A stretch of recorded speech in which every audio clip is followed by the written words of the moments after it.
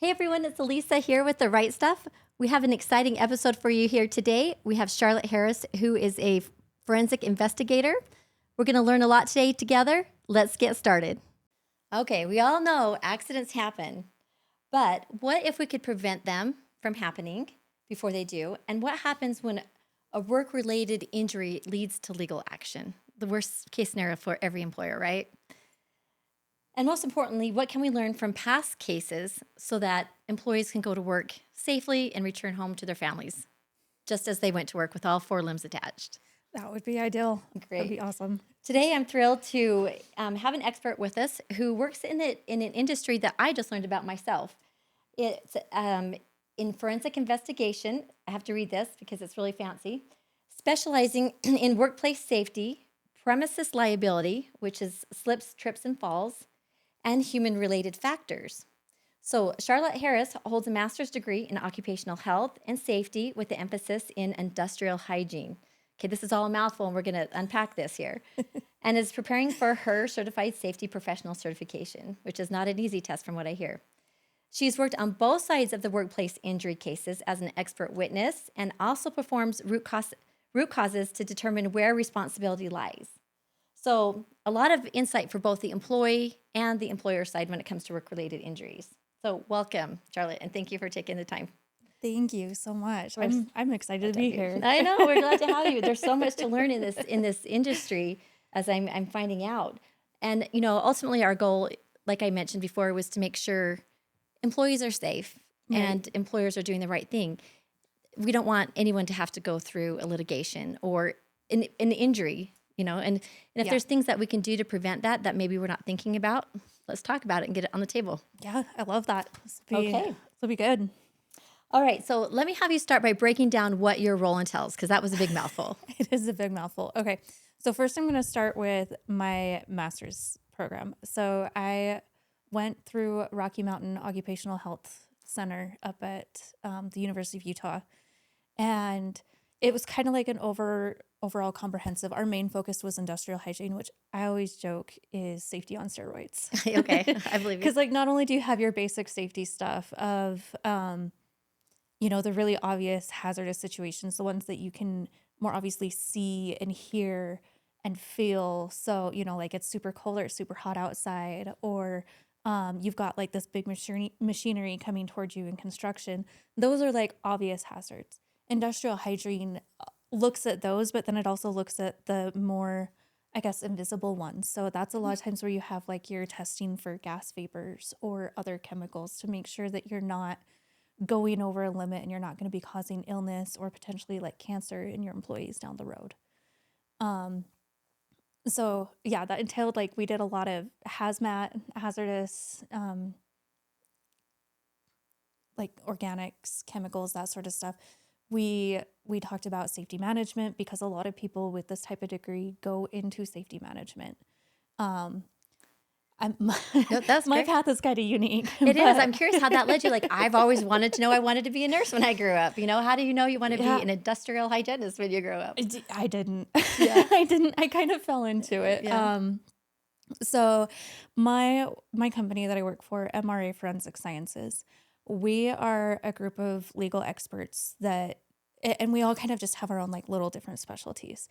So some of our guys do accident reconstruction. So, when you pass an accident on the freeway or on the roadway, they get hired to determine like the speeds and the forces involved. Mm-hmm. Some of our guys take that a step further and do like biomechanical analysis, where they're like, okay, well, if you have, 5 Gs that are exerted on a body, what type of injuries, if any, are you expected to see? Just based on the G-force that is created during that impact. Yeah. We've in the past had some guys that do like fire analysis, structural analysis. My specialty is within, the premises liability and the workplace safety. Okay. All right. So seeing it from a scientific perspective is interesting because you think, oh, I got injured at work, I cut my finger, or I had a slip and fall. It sounds like there's a lot more to it than just that. So let's say, I'm an employee, I come in and there's some, maybe ice or whatever the situation was where I had a slip and fall, and And I know maybe within the next 24 hours, I'll submit an incident report and, you know, uh, maybe I'll claim workers' comp. I don't know. Walk me through the steps that would protect an employer from a negative outcome and also protect the employee to make sure they get the care they need if it's a legitimate claim. So the best way for an employer to protect themselves is just documentation for sure. So like the second an incident gets reported, make sure that you're taking pictures of how the environment was at the time the incident happened, taking pictures of the injury, getting statements from as many people as you can. Like it's basically all of the little paperwork is kind of what you're going to need to protect yourself in that. If you have surveillance videos, just always save it, especially because most of them only have like a 30 to 90-day window before they disappear. Yeah, you're right. You gotta, like, if you can grab it and save it, even if nothing comes of it, like, and Right. the employee doesn't pursue a full-on claim, you've at least got yourself covered in case they do. So that way you aren't coming back, a year, 2 years later, and all of a sudden there's a lawsuit, but we can't access this information. Right. And I would imagine it probably takes a year or two before you get to that point It as can. well. And a lot of those Yes. details would be really foggy Yeah. without that documentation. Yeah, they are, which is why the documentation's so, so helpful. Like I think that's the thing a lot of people don't realize about lawsuits for injury is, some people think it's a quick fix. Uh-huh. It's not. It takes years before either you get a settlement or you get in front of a judge and a jury to determine, what the outcome of your case is going to be. Yeah. I was interested in, when I was studying more about this, finding out to what great lengths interested parties will go to prove their case. So tell me a little bit about all the different entities that can potentially get involved in one of these cases to help refute the other's claim. Yeah, there's a lot. So first, we're going to kind of back up. Like Okay. as an employee, to protect yourself, even if it's just a workers' comp claim, finding a workers' comp attorney is super helpful. Okay. And the reason why is because they can kind of help walk you through the steps. They can kind of tell you, this is what to expect moving forward. This is how long this might take. And the attorneys are there to protect your interests. There's always this hope that maybe like you and your employer can work things out amicably, and maybe you can.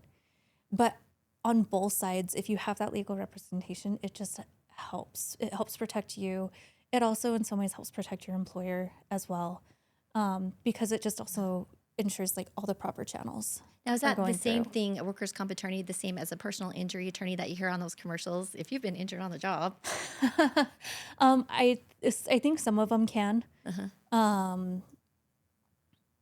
There's like usually on the employer side, the workers' comp attorney is hired by the insurance, like the workers' comp insurance themselves. Okay. On the employee side, you can always start by calling, like the personal litigation attorneys, like, the ones, you hear on the radio all over. You see all the billboards as you're driving down the I know. road. Nice. I've met with them personally to talk about issues like this. Like literally, they are standing by like this, waiting They are. for these cases because they're such a slam dunk. Because usually there's not the evidence to help protect the other party, and basically it's a win, and It is. it can be pricey. They can. And the nice thing about the attorneys is if they're good ones, they're going to let you know if you don't have a case. Yeah, that's true. They're not going to want to waste their time. Exactly. You're right. But no, like what can get brought in? So let's kind of back up. You're injured. Okay. You're going to want to report it to your employer. If you need medical attention, you're also going to want to report that to your employer because there's a bunch of forms they have to fill out on their end, like the OSHA 300 log. Yes. And then generally, if it's workers' comp, you have to go see specific doctors that are covered by workers' compensation. So those doctors get involved. And then if it goes forward into like a lawsuit or even sometimes workers' comp will try to dispute your claim, then, they'll get past medical records. They'll get independent doctors involved, which will do an independent medical examination where like you don't treat with this doctor, you literally only see them the once, but they review through all your medical records. They see you in this appointment and they basically give an opinion of how injured they think that you are. Like sometimes they can do it on a disability scale, Okay. and what they think the cause of that injury is. Depending on how your injury occurred, there's different kind of experts that can get brought in. So there's people like me who do workplace safety, premises liability. Sometimes a biomechanical expert might get brought in, or there's some who specialize only in human factors. And so just depending on the particulars of your case, kind of almost depend on all of the different types of people that can get brought in on But they that do case. all get brought in. They do, yes. Right. Yep. Now, I was interested in the micro level of detail that you go to for a basic slip and fall. Give us the example of the story of maybe a slip and fall in a parking lot, and to what level of science goes behind this fall. Okay. So let me think if I can pull up a specific case memory.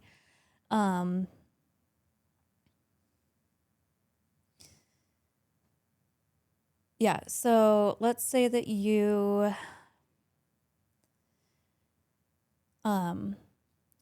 in a parking lot. So you've parked at a store, and this can be like, any big name brand store. You've parked, you're walking towards the store, and maybe there's a speed bump in the roadway, and you trip and fall over it, which is actually really common. Yeah, I bet. You're just not paying attention, right? You're on your phone, walking down. Oh, walking yeah, down. then that's a whole nother Yeah. issue. But so there's a speed bump for whatever reason, you don't quite see it, or maybe there's like a concrete curb that was at the end of the parking spot, and you're walking through an empty one, and you trip and you don't see it. Some people will file injury claims because, you don't get seriously injured from falls. Like Right. there's no denying that one. Absolutely. That's the most common fall in construction, injury in construction by far. It is, yeah. Yeah. It's just one of the most, I think it's behind car accidents. I think it's number 2 or number 3 of the leading cause of injury, just in general, you know, not even construction. And so as an expert, when I come in to look at that, was the speed bump painted to make it more visible to the pedestrian as they're walking? Or was it the same color as the rest of the asphalt? Because then that's going to be harder for them to discern. What foot did they trip with? Like, how did they fall? Did they just go down onto one knee? Did they fall completely onto their hands?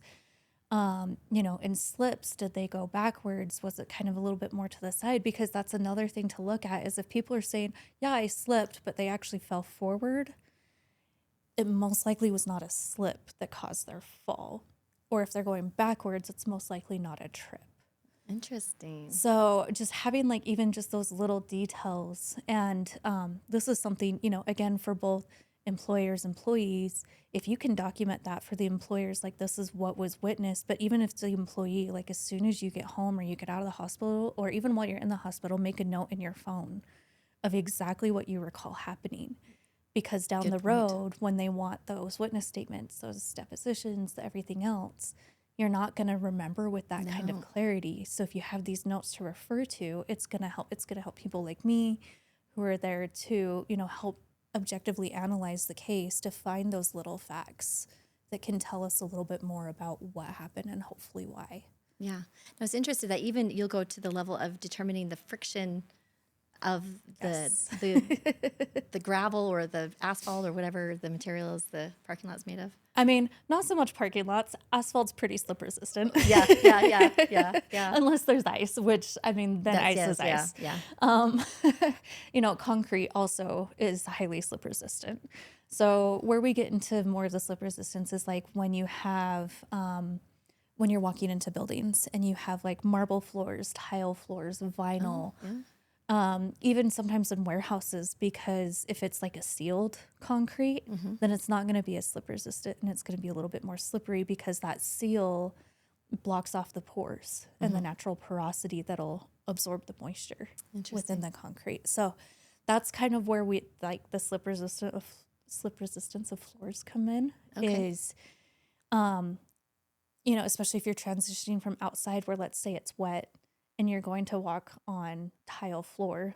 I'm sure we've all had Oh, those few yeah. moments where we're like, whoa, Yeah. maybe Absolutely. not a full fall, but like your heart stops for a second, like, oh my gosh, I almost died. Yeah, and us girls, You we, know? heels, and we don't have those steel toe Flip flops shoes are on. my Yeah. my kryptonite. Yes.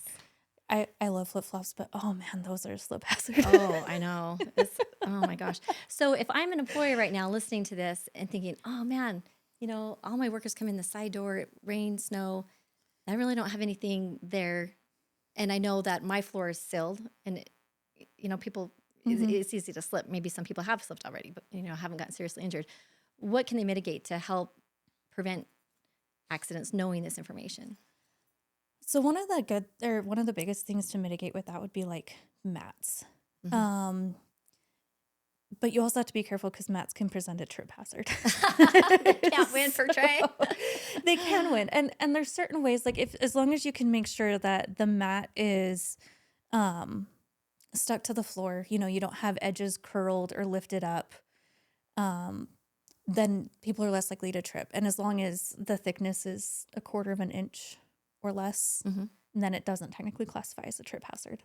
Okay. But mats are really helpful because it can help remove like the moisture, any sort of other debris or contaminants from the shoe. And there are different types of commercially available mats. So you kind of, Yeah. this is where I can't just be like, oh yeah, just go to Costco and buy a mat. Yeah, no, there's industry standards, I'm sure. Yeah, well, there's actually not industry standards There's so much for not. mats. Oh my No, gosh. which is Wow. crazy. Okay. It's 'Cause that's one crazy. of the biggest hazards. All It right. is the industry standards. So basically, what OSHA just states is that walking working surfaces must be stable, firm, and slip resistant. Okay. Well, So slip resist- okay. yeah, that is the actual OSHA standard: Oh, stable, poor firm, and slip employers. I just resistant. I know throw in the towel it's right so now. Just give up. No, I'm kidding. it is. It's so hard because it's so open to interpretation. Where it's like, oh It my gosh, is. what It do I absolutely do? is. Um, No, but there are the nice thing is there's a lot of companies out there that specifically make mats for, okay, well, maybe you work at an oil rig, so there's the chance of having some oil contaminants mixed with water if it rains or something like that. Yeah. So you're going to want a mat that's going to be able to remove both of those. Okay. And unfortunately, like employers are just going to kind of have to do their homework when Yeah. it comes to that because there aren't like Yeah. use this type of mat that has to be this thick, made of this type of material. Yeah. So I would imagine doing regular safety walkthroughs or hazard Yes. assessments, things like Yes. that. Oh yeah. And that's with the right stuff where I'm passionate about is going beyond just check mark boxes, going beyond what OSHA says you have to have. You have to have 50 Band-Aids, you have to have this many, whatever. It blows my mind that none of the things that are recommended will help save a life or a limb. Okay, but my question is, have you actually looked at what OSHA requires for first aid? Yes, I have. It's like almost the same thing with mats or like the Yes. walking working It's very surfaces vague, and that's where I'm it's going. very vague. So it says that you've got to have, this ANSI OSHA approved first aid kit with all these stuff in it, right? So somebody will come in and put a tin box on your wall and, check mark that box, right? Yep. But it doesn't say what to do when on your offsite projects or in the vehicles your employees are driving, especially when they're in rural areas. Yeah. Now, the only thing it really mentions is that somebody who is CPR trained or medically trained should be available to help render medical aid Correct. on site if there's not access to an ambulance or medical care within. It doesn't even really go as far as specify how many minutes. It's just a reasonable amount of time. Yeah. So that's all so subjective. But employers have this. I worry that they might have this false sense of security, knowing, hey, I've got my first aid kit, I'm good. But whether they're working on tile or glass or whatever it is, they're all at risk of getting injured. Something breaks and it slits an artery, or just simple cuts. And this is what kills me is that this is going to get me on a whole rant. So bring me back if I get going here. Is that if I ask the majority of the construction workers, and I can confidently say the majority, what's in your first aid kit? What are they going to say? Two things. Band-Aids and alcohol swabs. Oh, close. Oh. Close. In this situation, it's going to be duct tape and super glue. Okay, but that makes sense. Yes. Yeah. Yes, because that's what they've got available, right? We're going to use what we have readily available. Now, if they had a first aid kit and they knew how to properly irrigate a wound to prevent infection, that will quickly heal and it will prevent them from having time out of work. An infected finger can take him out for 2 weeks. It can, you know and it's so simple to properly irrigate that wound and clean it and dress it, and if it needs stitches, getting stitches within a reasonable amount of time, to where they can close that. But bacteria can grow quickly, and it's important to treat that, especially if you're in a rural area. And this seems so, to me, like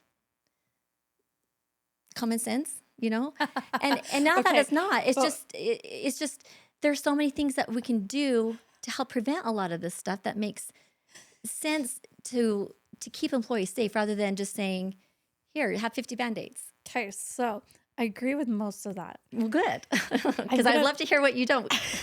I'm open to it. I'm going to parrot one of my professors. Yes. Common sense is not that common. Oh my gosh. Especially when it comes to safety. Yeah. Like, you would think, and I get this so many times where a case will come across my desk and I'm just like, how did it get to the point where this happened? Yeah. It shouldn't have happened. One of my very first cases, so this was, 5+ years ago, was a guy who got hit and partially run over by a forklift. Mm-hmm. He lived, don't worry. Good. Thank you. I have cases where some of them don't. Okay. This one he did. But, it did cause some degloving of his arm and his leg, and I think they did end up having to do an amputation.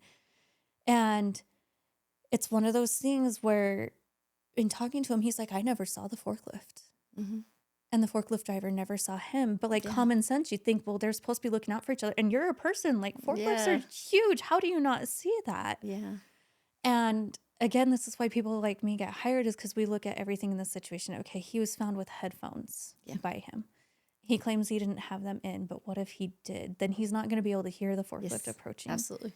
He walked out from 2 pallets that were stacked, 8-9 feet high. So they're taller than him. It had created this narrow alleyway that wasn't supposed to be used as a walkway, but people are going to use whatever they see as walkways if they think it's going to get them where they want to go faster. Sure.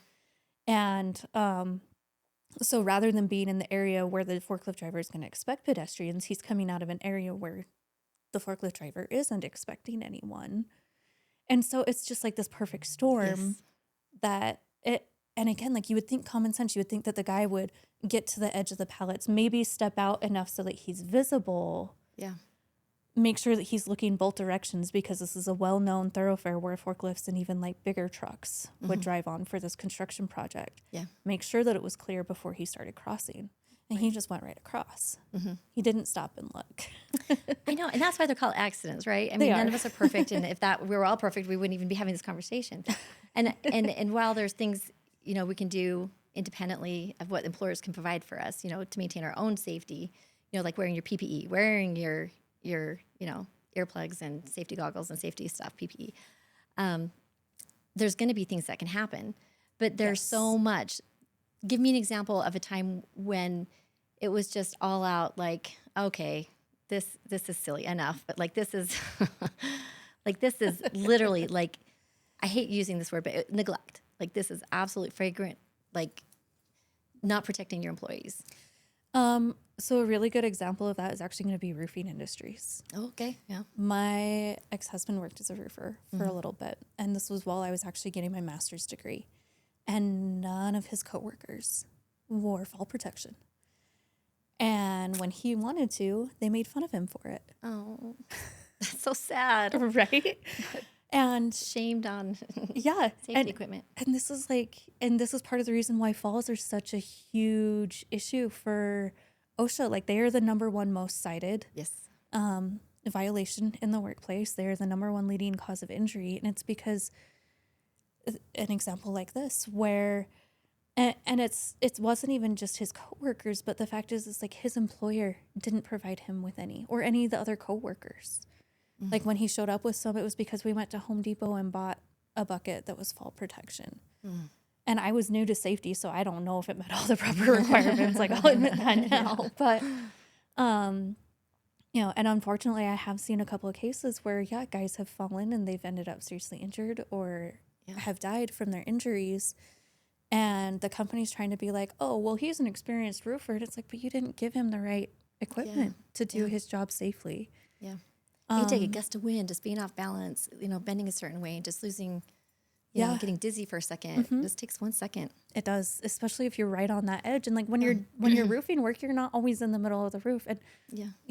the roofs have different slopes. Some of them are steeper than others. Right. And this is the other thing where you look at like the human factors and even some biomechanics of when you're walking on a steep slope, your gait and the way that you walk actually changes compared to if you're just walking on the floor, which means that your balance is just going to be off. Your center of gravity is going to be off. So you're more susceptible to fall. And that's why those harnesses are so critical. Yeah.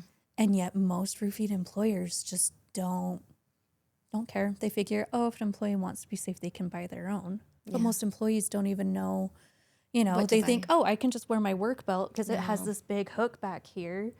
All right, well, that might help you from hitting the ground, but now you have all these eternal injuries because, again, you have that G-force as you fall, that once your fall is arrested, your body technically still wants to go forward. And so all of your organs are going forward. And so now you have all these internal injuries. Yeah. You didn't die because you didn't fall and you didn't hit the ground 30 feet disabled, under. Not getting a wage, waiting 2 years for litigation. Yep. Yeah, exactly. What do you do for 2 years in the meantime? Yeah. If your injury's severe enough, I mean, you're not doing anything. Yeah. I would imagine a fall off a 20-foot roof and onto cement would do some damage. Yeah. I mean, if you live, Yeah. I know. Our bodies, I mean, we like to think we're invincible sometimes or, it's not going to happen to us. But at some point, those statistics are not just numbers. It's going to creep in and we might be a statistic one day. Who knows? Oh, yeah. I mean, I've created my own, I've been my own statistic. Like I said earlier, I love to wear flip-flops, right? Yeah. And this is kind of another thing of like just being aware of making sure that what you're wearing is appropriate for the job you're doing, for the environment that you're going to be in. My example was I was just walking from my house over to my neighbor's house to pick up my daughter because she was babysitting her for me. There was snow outside. I have a hill in my front yard. I think you can see where I'm going with this. Oh, I know. I put on flip-flops because I'm like, it's just going across the yard. I don't want to like put on full-on foot shoes. Shoes, yeah. I have feet on all the time. Yeah. I get it. I get where you're going. I didn't want to put on like full-on shoes because that just takes too long. Yeah. And I start going down the hill. And guess what happened? Oh, yeah. Like total slip down, wipe out, wrench my shoulder because I tried to catch myself. And I think you just hit the nail on the head earlier. It sounds to me like you created a shortcut. And I think we all want to work faster, harder, more efficient. And we do. Those shortcuts can come back to bite us sometimes. Yeah. And not only is workplace prevention critical, and that's what we're talking about, but what you do from the injury moving forward, and depending on how critical it is. I mean, do you have people there who are trained to recognize internal injuries and know what to do? Should I move them? Should I not? Should I pull out the nail? Should I not? Should I, put super glue the thing shut? And it just takes a few simple skills, like 10 minutes. Let's show you how to irrigate a wound. Yeah. 10 minutes. Give me 10 minutes with you and I'll show you how to put on a tourniquet. And, just keep one in your trucks, whatever it takes, Yeah. Forget the first aid kit, at least have a tourniquet, if you have to choose. And I was reading statistics that one first aid kit, let's say it's $140, can save a minimum of $15,000 minimum per injury. Because if the average injury is like $45,000, and that can prevent that employee from developing an infection and going through that whole medical evaluation process and going down that road, infections and stuff, then right there you've already saved $15,000. And it just it exponentially goes up from there depending on what the injury is and what's going on.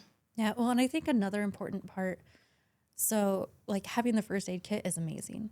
Knowing how to use it is even more amazing. Yes. But I think part of the other important part with training is even just desensitizing, right? Because from a human factors psychological perspective, you have people who, I mean, you're a nurse. You've seen a whole wide variety, like a variety of injuries. Right. I was raised by a nurse. I was also raised by a cop. So I've heard all of the horror stories. But, a lot of people, they see an injury happen and they freeze. Yes. Or they call 911, but then they just stand there talking 911 while the person's bleeding or having, these other issues. And I think where first aid training especially can be really important is if it can desensitize them. So that way Yes. they can go right into that action, because like you were saying, like those first few minutes, depending on the injury, can Yeah. be so critical. My big thing is that first 5 minutes. Whenever you hear me talking, I'll be talking about that first 5 minutes. And part of the training that I do is a mental, let's talk about this, because you're going to walk into something that is absolutely abnormal. Yeah. There's nothing normal about what you're going to walk into. And a body part might be over here and the patient, whatever it is. Yeah. But if you can prepare your mind for that, like that shock factor, and go back to your training and think, just act, just act, just act. I see blood, I'm going to put pressure on it, Yeah. and that training will come back to you, and that will save a life. Well, And and I where if you don't think- have to spend time going, oh my God, what do I do? And panicking, Right. you can have a lot of time to panic afterwards. That adrenaline will kick in and you'll have that adrenaline dump afterwards. But allow that adrenaline to work in your favor. Yeah, no. And I think that that's where, and this applies to injuries, this applies to first aid and being able to treat those injuries, where you have employers who are like, well, we did initial training, like orientation, onboarding, whatever, when employees are hired. They should be good. But the thing is, from a human factors perspective, so human factors experts study a lot of like aviation and a lot of medical. And the reason why is because so much human error occurs in those two industries that then create further like fatalities or injuries.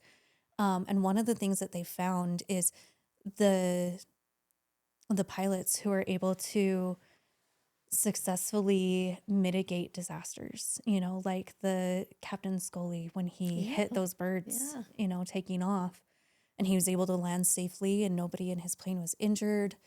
It was because he had hours and hours and hours of practice and training. Yes. And construction employees need that. Trade employees need that. Even just general industry employees need that, because it's those hours of training that's going to help prevent the freeze. It's going to help prevent the shock. And it's going to even help prevent the injuries, because they're going to know, oh, I need to Wipe up that spill of water on the floor. I need to wipe up that spill of water. I need to put these safety stabilizers down on this loader before I can turn it off and get out. And it's because they've had it drilled into them. If you just go over things once, it's like takes like it's average not brain, going to like be 5 in to your 7 long-term times of memory. that repetition to get something to solidify in your brain. Or My case, more, like 10, depending on the 20, person. Yeah. Or less, I mean, everyone's different, but Yeah. that's why you've got to make sure that you have that training, because then people know, like, it just becomes second nature, Yeah. Do you think about how you walk? No. Yeah, it's because you Not at do it all the time, Yeah. right? So But do I think about it on a slope? I'm sitting here going, man, I do walk differently on a slope. you're going to think about it now, I right? think never going up the stairs in high school, and anybody who went to high school with me can attest to this. I fell going up the stairs, not down the stairs. I don't know felt what going that up the was about stairs. that. I even did this morning, so Yeah, it's Crazy. we won't get into that, but anyway. Yeah. Crazy. But like, you don't think about it though. Like, even going up and downstairs, you don't really think about it. Your brain just does it. And yes, sometimes something can happen that could cause, like you say, maybe a trip up the stairs. Yeah. But the majority of the time, if your brain has done something enough, it's going to be able to react appropriately to either avoid an injury in the first place or be able to appropriately respond should one occur. It's very true. This last summer, and I think I posted a stupid little video on social media about it, but I was rage weed whacking my yard because my husband didn't do it and he took off fishing to Alaska, and I was coming down, I was really dehydrated, it was hot, and I came down and sliced right across my knee. Yeah. And, at first it didn't bleed, but then there's blood coming out, and I'm like, oh, and I'm alone. And even me as a nurse all these years, I'm like, oh, crap. You want to panic, but it's like, oh, no, you're a nurse. You've got a first aid kit in the trunk. Let's take care of this, Yeah. I'm like walking with all this blood going down my leg, popping up in the trunk. But it was really handy. I mean, I sat there on my front porch, sat and irrigated that thing, cleaned it really good. Was able to get my daughter to take me to the ER, which it took about, a couple hours to get stitches, which is a great time. But, knees can get infected easily. And Right. Yep. that could have set me up for disaster because I have a knee replacement in that knee. So that could have Oh, been no. a potential really bad Yes. outcome. So just something as simple as that, can make a big difference. Having a bottle of water in your first aid kit Yeah. versus 50 alcohol wipes, which I still don't know to this day what you would use alcohol wipes for, other than to maybe sterilize like a thermometer or something. Right. Yeah. I don't know. That's a whole nother rant for another day. So No, but like even to your point, my little brother once fell against our electric fireplace. He was all of like 3 or 4 at the time. I had actually just completed first aid training to be a lifeguard. nice. And so, of course, the second that happens, my brain kicks into gear and I go and I grab him and I like haul him over to the kitchen sink where I'm holding him and I'm running that water on it. Yeah. And the doctor later even told my mom, like, the reason he didn't end up with 3rd-degree burns was because of how quickly I reacted. And there's little things like that. How many people know you just- really need to run a burn under, not cold Not cold, water, yeah. not, hot water. Definitely not. Yeah. But like for 10 minutes, maybe even 20, depending on the burn, to get that burn out of those layers of your skin. Yeah. To prevent it going from deeper. getting worse. Yeah. Some people thought, oh, I've got some burn gel. Well, that's great and will help, but it's not going to take that deep layer burnout. It'll help so that you can keep going at work if that's what you need to do. And there's lots of tips. And parents are still, bless their hearts, they don't know any difference, but they want to go like this when they have a nosebleed. The blood's going to go back. It's going to go into it's going to make you sick. And now it's like tip your head forward and pinch. So things change. Medicine changes, things change. And employees deserve and need that repetition. They do, especially because as things changes, like in the 90s, I'm sure that the best medical practices and recommendations are totally different than they are now, even for something just as simple as first aid. Yeah. If I practiced to the nursing medical books, I learned how to read all things. Pretty big trouble. Things have changed for sure. Me too. For sure. And even in safety, things change a lot too, where, right now we have a rise in phones where, people are like, they're walking and they're on their phones, they're texting, or honestly, even just talking on your phone presents a distraction where your brain is not going to properly filter everything else around. And you think you can multitask, right? We all think we're good at that. So that's a whole rant I can get going on. So, we're not gonna. That's okay. We'll save that for another one. Let's just say that when it comes to multitasking, really, you're just shifting between tasks within a millisecond. But the problem is because you have your attention allocated to 2 different things. It's not like you can't grow more attention. Like you only have 100%. So each of those things only have 50-50 or 70-30. That makes sense. And like I said, even something just as simple as talking on a phone, like there's been studies that they had a clown on a unicycle riding around a college campus. And it like just around the common area. And then when it was gone, the researchers went out and they asked people, did you just see anything unusual? And anyone who was like even just talking on their phone. So we aren't even talking texting where you're looking down texting. Like you're technically looking around while you're talking. Yeah. They still didn't see it. Fascinating. Most of the time. I've seen and heard things like that. Everyone has a different story when it comes to being a witness at an accident. It was a blue car. No, it was a red car. No, they had blonde hair. No, they had brown hair. Who's right? Who's wrong? Like, I'm glad there's people like you out there who can figure all this out. Luckily, color of car is not as important. But I mean, it can be. G's, but who knows? But no, like it's crazy because that's where perception, is so. I love psychology. I love the way the brain works, and when you deep dive into perception, there's just so many things that can influence it, and those so many things that influence perception then can be what lead to the errors that cause injuries. Now, like we say, human error. What would cause an employer to not want to do everything they can possibly to mitigate all these different risks? Is it time? Is it money? Is it know-how? Is it resources? Is it denial?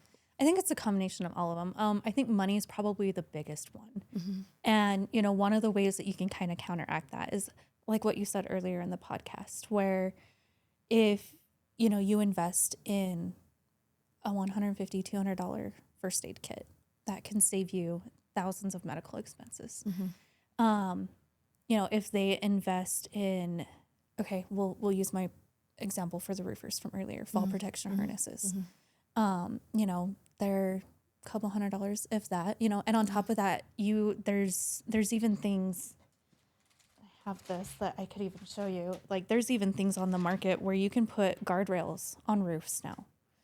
So like not only do they have the fall harness, but then there's a guardrail so that way if they do still stumble. We'll post this at a link. There's like something there that can still stop that fall. Yeah. And, things like this, they might be a couple $100, maybe even like $1,000 or $2,000. But tell me what happens in a case where there's not a good outcome and there is a fatality. You get millions of dollars in lawsuits. So what happens to that employer's business legit? Like, Depends on the business. So like bigger companies can sometimes weather that, but like smaller companies, smaller contractors, that's going to shut them out of business. yeah. Something like that. And so sometimes the best way to sell safety, whether it's first aid kits, whether it's, PPE, is look, yeah, you're going to have to shell out maybe a couple thousand like right now, Right. but this is going to save you hundreds of thousands Yeah. to millions of dollars Yeah. down the line Would for you every injury. agree that when a judge or jury, whomever, is looking at a case and they're going to go down to this determination, do they weigh all of the things that the employer did to help make sure the employees were safe, that they did have documented trainings for first aid, they did have the right mats, they did everything in their power to make sure that that environment was as safe as possible, they provide them with the right harnesses, with the right poundages of, all those regulatory requirements, but there's still going to be injuries. Yeah, there are. And Does that, they look more favorable on employers who do that? so Utah's a 50-50 state when it comes to legislation, where in order to either defeat a case on like the side of an employer to show that they did everything that they needed to and that like this claim is just superfluous, I guess, versus an employee showing like neglected negligence on part of the employer, you have to beat that 50-50 threshold. And all of that sort of stuff goes into it of, okay, if the employer did all of this, then they're going to be able to, well, actually, technically, I guess they would be lower. Like they would be less than 50% liable for what happened. Okay. And the employee is going to go up. And then like also vice versa. Like did they not provide harnesses? Did they not provide proper training? Did they not ensure that their guys were safe or that they were properly trained even to take care of an injury? So that way it doesn't go from something maybe minor to catastrophic. Like, I pulled the nail out. Turns out it was in an artery and now they're bleeding out, I know. So for the employers that worry that maybe employees might be falsifying something, like, I injured my back. Those things are hard to prove. Or, I need to take time off for whatever reason. And they have frequent absenteeism with this employee anyway. Yeah. What recourse do they have to help them protect themselves? So cumulative injuries are a little bit of a different beast than so far we've kind of been talking about like acute injuries and how to prevent these acute, sometimes catastrophic injuries that can occur at a moment's notice. Cumulative injuries are a little bit different because it's as the name implies. Mm-hmm. Yeah. Like you basically just have a buildup of overtime. So, I'm wearing a wristband. Yeah. Part of this is because I have carpal tunnel. A lot of that is because I do a lot of typing at my job. But it's not like to be able to say how much of it is my job versus, I also do a lot of things with my hands for hobbies. Right. Like I like to do crafts. I like to sew. I like to play pickleball. Yeah. I love pickleball. And some of those things they're just hard on the wrist. Yeah. And so this is where a lot of times medical doctors get involved. There are certain tools out there that employers can utilize. So there's like the NIOSH lifting equation. Yeah. And basically what that one does is it has you take a lot of different aspects and it's per task. Mm-hmm. So it's not even like the overall job that the employee is doing. So like lifting. Yeah. So like if they have to lift, this basically shows, okay, well, how often are they lifting in an 8-hour shift? How much is the weight? What are the angles and degrees that the employee's body is at?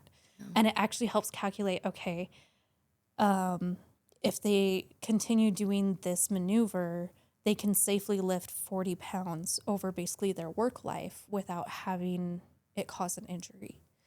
But if they're lifting 50, 60, 70 pounds repetitively, then you are going to probably end up with that cumulative injury. And the other way that you look at is this something that happened over, so cumulative injuries take, 5, 10, 15 years. Like this is going to be more your people who are close to retiring are going to have this type of injury. Right. If you have it in a young kid who's been working a year, that's maybe where they're going to want to suspect it a little bit. Yeah. Interesting. Oh my gosh, I could sit here and talk to you all day about this stuff. This is fascinating. And